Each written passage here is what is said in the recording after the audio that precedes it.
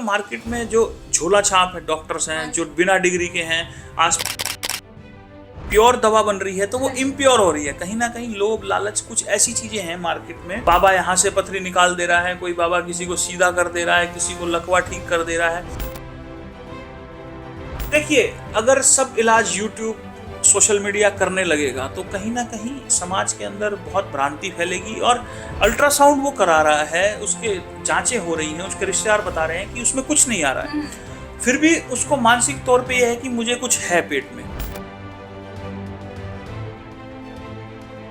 जो झोला छाप डॉक्टर से इलाज कराते हैं, जो कहते हैं ना हम गारंटी से इलाज कर देंगे, स्पेशली आप दीवारों पे देखते हो कि बवासीर का इलाज गारंटी से, इस चीज का गारंटी से, लॉन्ग रन में वो कहीं ना कहीं नुकसान करता है। तो मेरा आप सभी से निवेदन है, आग्रह है कि आप किसी प्रशिक्षित डॉक्टर से सलाह जरूर लें। सोशल मीडिया की बात करें आज तो सोशल मीडिया में फेसबुक, यूट्यूब, ट्विटर कुछ भी हो, आजकल लोग बड़े स्क्रॉल करते हैं। मगर इसमें अगर आज की नई बात बताऊं तो यूट्यूब, फेसबुक को देख के लोग आजकल डॉक्टर बन रहे हैं।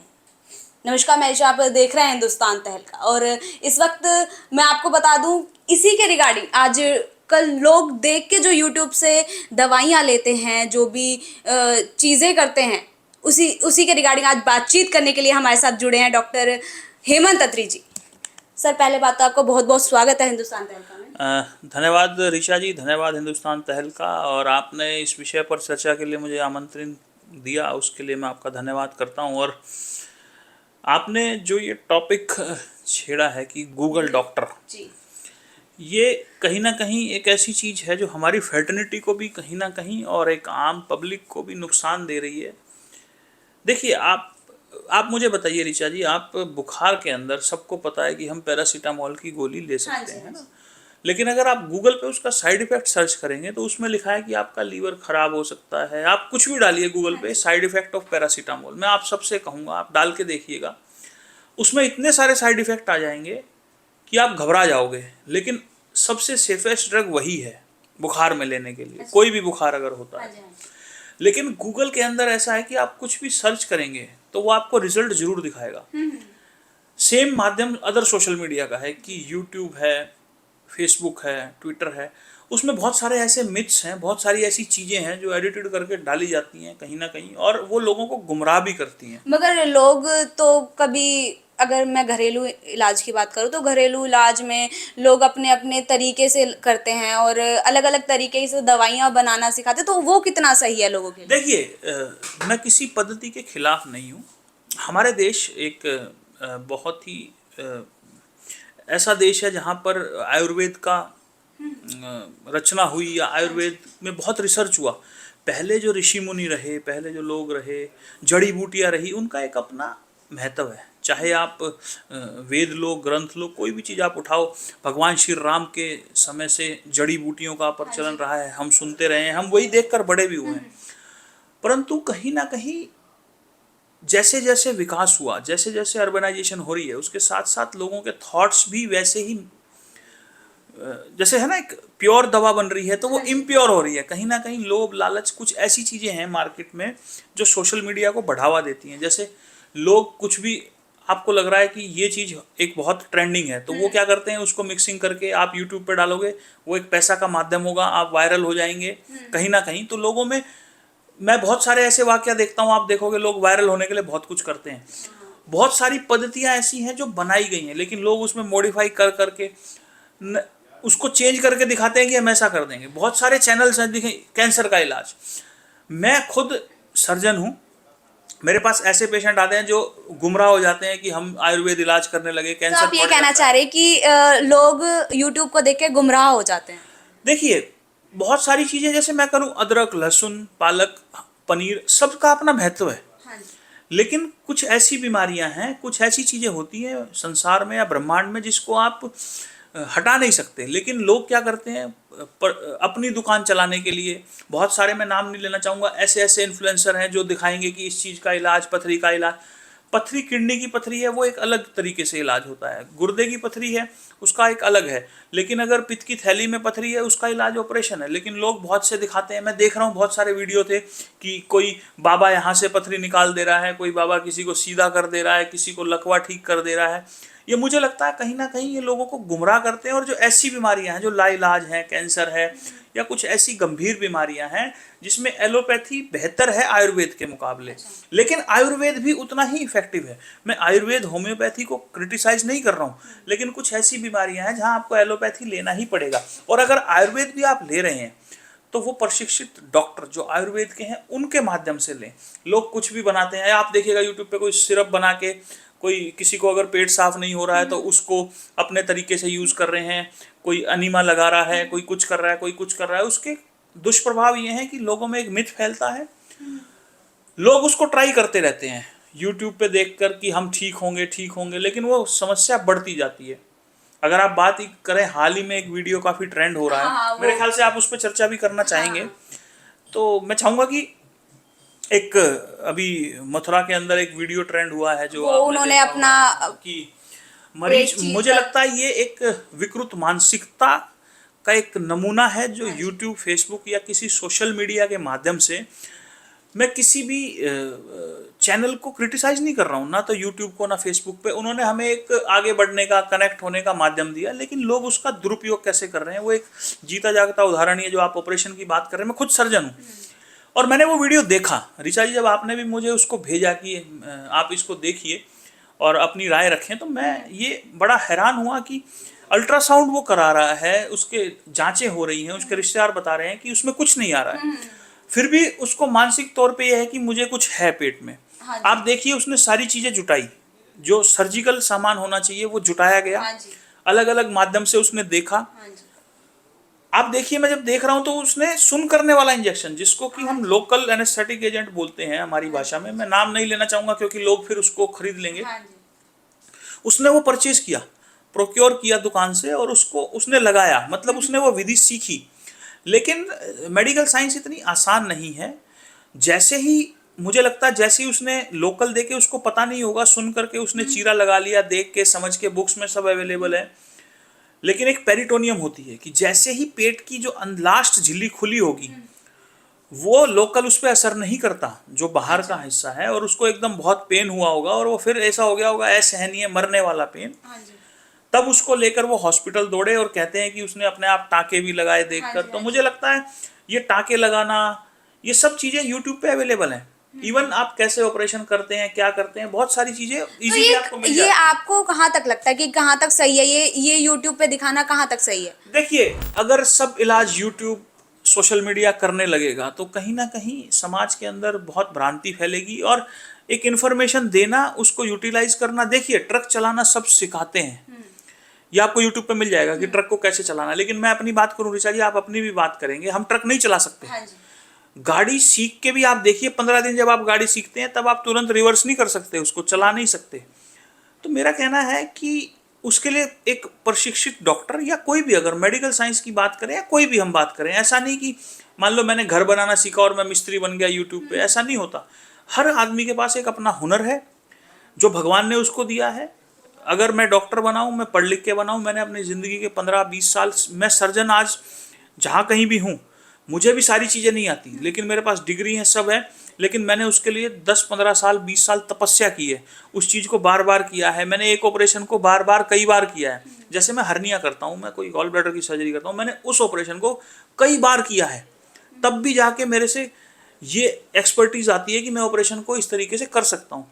फिर भी दुनिया में जितने भी बड़े सर्जन हैं, छोटे हैं, कोई भी हैं, कोई भी डॉक्टर है, वो भगवान नहीं है। कहीं ना कहीं हर सर्जरी का कॉम्प्लिकेशन होता है, वो उनके हाथ में भी जिन्होंने हजारों हजारों सर्जरी करी है। फिर जो ये नौसिखिए लोग हैं जो यूट्यूब देख के डॉक्टर बन रहे हैं या इलाज कर रहे हैं, ये तो पहली बार कर रहे हैं या दूसरी बार, ये तो बहुत डेंजरस है। स्पेशली जो मार्केट में जो झोला छाप है डॉक्टर्स हैं, जो बिना डिग्री के हैं, आसपास आप गांव में जाओ, मेरे पास आज भी पेशेंट्स ऐसे हैं जो झोला छाप डॉक्टर से इलाज कराते हैं, जो कहते हैं ना हम गारंटी से इलाज कर देंगे। स्पेशली आप दीवारों पे देखते हो कि बवासीर का इलाज गारंटी से, इस चीज़ का गारंटी से, आप ये वो ये करते हैं। कुछ ऐसा करते हैं कि थोड़ा बहुत कर देंगे या आपका गलत कर देंगे, फिर आपको थोड़े टाइम के लिए राहत हो जाएगी। और मार्केट में कुछ ऐसी दवाएं हैं, जैसे स्टेरॉइड्स हैं, आप स्टेरॉइड्स को किसी भी बीमारी में दे दें पीस के, जो ये झोला छाप करते हैं, तो आपको लगेगा मैं बहुत सही हूँ, मैं ठीक हूँ, लेकिन लॉन्ग रन में वो कहीं ना कहीं नुकसान करता है। तो मेरा आप सभी से निवेदन है,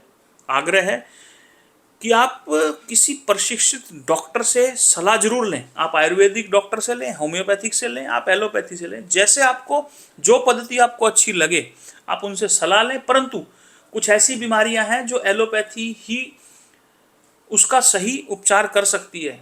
कैंसर्स हैं, कुछ ऐसी चीज़ें हैं। तो मेरे ख्याल से ये कैटेगराइज करना बहुत ज़रूरी है कि आपको किस समय किस पद्धति की ज़रूरत है। अगर मैं बात करूं तो गांव की, मैं अगर बात करूं तो गांव में होता है कि दादा दादी जी होते हैं तो वो कहते हैं कि ये चीज़ कर लो तो अच्छा हो जाएगा, क्योंकि पहले ज़माने में होता था कि नीम की पत्तियां खा लेते हैं तो आपकी फुंसियां ठीक हो जाती हैं। हाँ, तो ये आपको कहाँ तक लगता है, कहाँ तक सही है? ये देखिए, मैं कहता हूँ कि जो पहले मेरे भी घर में अगर बुजुर्ग हैं, मेरी माता जी हैं, वो भी शायद इंटरव्यू देखेंगी। मैंने भी बहुत घरेलू उपचार करवाए हैं खुद। जैसे खांसी हो जाती है तो हम गाढ़ा देते हैं, हाँ, नीम की पत्तियां हो गई। अब जैसे बहुत सारे शुगर वाले पेशेंट्स हाँ करेला खाते हैं, हाँ जामुन का जूस हाँ लेते हाँ हैं। सबके अपने अपने रोल हैं। मैं ये नहीं कह रहा हूँ कि मैं नीम खा के बड़ा नहीं हुआ। हाँ मैंने भी नीम की दातुन की है गाँव में हम जब जाते हैं।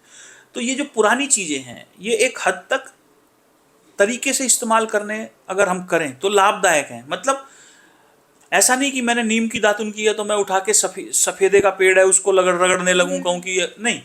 जो पहले और अब में लोगों में बदलाव आया है। पहले लोग बहुत सच्चे होते थे, तो जो वो पद्धति करते होंगे मेरे हिसाब से वो सच्ची होती होगी। आज अगर अगर मेडिसिन की बात करूँ तो आजकल लोग ज़्यादा मेडिसिन पे नहीं जाते कि उनके आधार पर हो जाता है कि डेली रूटीन में ही लेनी पड़ जाती हैं। मेडिसिन के ऊपर बहुत ज़्यादा डिस्ट्रिक्शंस लोग लगाते हैं कि एक दिन छोड़ के एक दिन लेते हैं, तो उसके रेगुलर देखिए बहुत ज़्यादा। देखिए, हाँ ऋचा जी, आपने सही सवाल किया कि ये बहुत इंडियन पॉपुलेशन में है कि भाई हम दवा नहीं। आजकल क्या है ना, देखिए जैसे जैसे देश में योगा पॉपुलराइज हुआ, बहुत सारी चीज़ें जो आयुर्वेदा और ये सब पॉपुलराइज हो रहा है, जो पुरानी पद्धति है। जैसे हम कह रहे हैं ना कि आजकल लोगों को विंटेज चीज़ें अच्छी लग रही हैं, तो ये पद्धति जैसे जैसे पॉपुलराइज हो रही है तो लोग सोच रहे हैं एलोपैथी में नुकसान हो रहा है। मैं एक आपको उदाहरण दूंगा।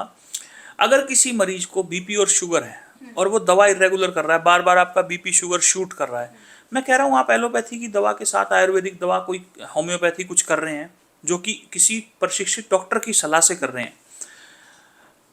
ऐसे भी पेशेंट्स हैं कि बीपी बहुत शूट कर गया, sugar shoot up down fluctuate कर रहा है, क्योंकि आप दवा आज ले रहे हो 2 दिन बाद नहीं ले रहे हो।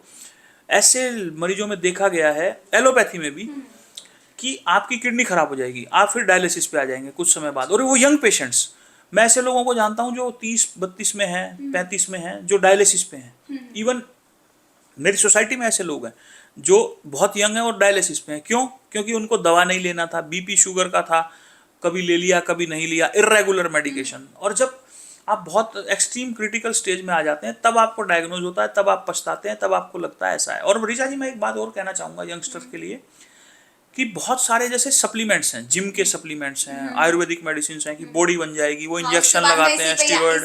चर्चा करने वाली थी, चर्चा आप करने वाले थे, जैसे स्टीरॉयड्स हैं वो लगाते हैं कि हम बॉडी बन गई, ये हो गया।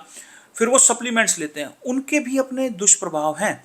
बहुत, मैं ऐसे मरीजों को जानता हूँ 22-23 साल में जो जिम जा रहे थे और उन्होंने आयुर्वेदिक मेडिसिन बहुत ज़्यादा खा ली, या कहीं किसी शॉपिंग साइट से परचेज किया डब्बा जिसकी कोई ऑथेंटिकेशन नहीं थी, और उन्होंने खा लिया कि किसी ने, दोस्त ने कहा कि भाई ये मेडिसिन आयुर्वेदिक है या ऐसा है, बॉडी बनेगी।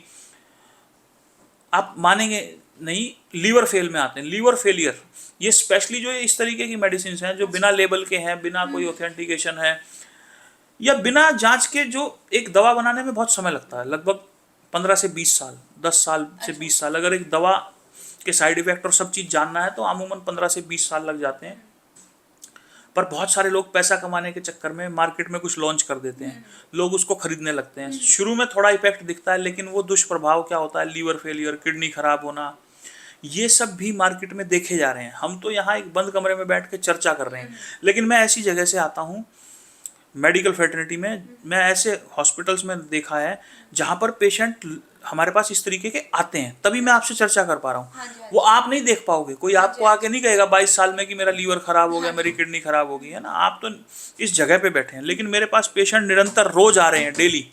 मैं उस आधार पे आपको ये कह रहा हूँ कि, और जो स्टीरॉयड्स लेते हैं उसके बाद जैसे वो छोड़ते हैं, तो मेल्स में भी, पुरुषों में भी छाती के अंदर गांठें बनना, ये भी देखा गया है। ये तब हमें पता नहीं लगता जब हम जोश में होते हैं, तब तो लगता है भाई बॉडी बन रही है, शरीर फूल रहा है। लेकिन मेरी दरख्वास्त है कि स्टीरॉयड्स हैं, जो आयुर्वेदिक मेडिसिन है, आपको लगता है जिम में बढ़ा रही हैं, एक आपने देखा होगा फैट बर्नर, फैट गो, इस तरीके की मार्केट में कि भाई वजन कम करना है, ये करना है, इन सब के अपने कहीं ना कहीं दुष्प्रभाव हैं। नेचुरल बॉडी को रखिए, आपको वेट कम करना है, व्यायाम, एक्सरसाइज, खाना पीना, उस पर ध्यान रखिए।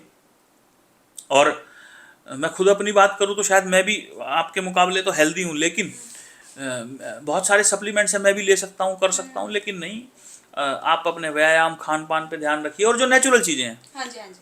आपको मान लो अगर सर्दी मौसम चेंज हो रहा है, आप अदरक खाइए, लहसुन खाइए मात्रा में, आप तुलसी लीजिए, है ना, हनी है, शहद है, ये सब बहुत पौष्टिक और अच्छी चीज़ें हैं।